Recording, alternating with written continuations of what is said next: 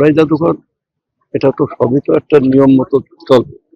ধুলাই জাদুঘরের কোনো কমিটি ছিল না, মানে কমিটি ছিল না, পরিচালনা কমিটি ছিল আগে অন্তর্বর্তী সরকারের। সেই কমিটিটা একটু এলোমেলো অবস্থা ছিল। আমরা নতুন করে পার্লামেন্টে বিল এনে আমরা সেটাকে নতুনভাবে তৈরি করেছি। সেই আলোকে গতকালকে গেজেট হয়ে গেছে, আমাদের কমিটি হয়ে গেছে।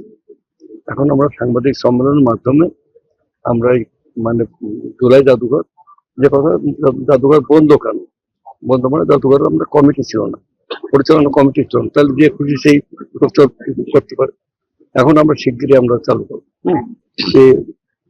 কত 18-20 বছর যাবত এখানকার শিক্ষা, শিল্প, সংস্কৃতি, অর্থ ব্যবস্থা, আইন ব্যবস্থা, civil administration, police administration, bank, বিমা, সব কিছু মানে ধ্বংস স্তূপে পরিণত হয়, সব লুটপাট করি।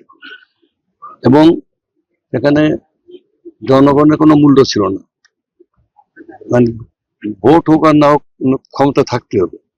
দিনের বেলা বিপদ দেখলে রাতের বেলা ভোট কেটে, রাতের বেলা ভোট কাটলে 18 সালে সেখানে আপনার নির্বাচন ছিল প্রশ্নবিদ্ধ।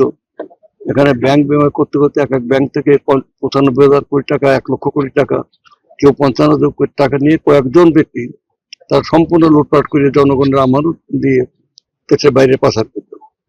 আচ্ছা, তাহলে এখন আমাদের কাছে যেটা দাঁড়ালো যে একদিকে হলো লক্ষ লক্ষ কোটি টাকা লুটপাট, শিক্ষা ব্যবস্থা হলো যে পরীক্ষার খাতায় লিখুক আর না লিখুক 98% পাস করে দিতে হবে, তেমন শিক্ষা শেষ।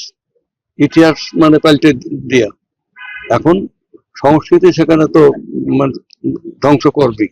আমরা নির্বাচিত একটা গণতান্ত্রিক সরকার, 100% নিরপেক্ষ ভোটের মাধ্যমে বিপুল সংখ্যাগরিষ্ঠতা নিয়ে আমরা সরকার গঠন করেছি। আমরা নিরলসভাবে কাজ করে যাচ্ছি।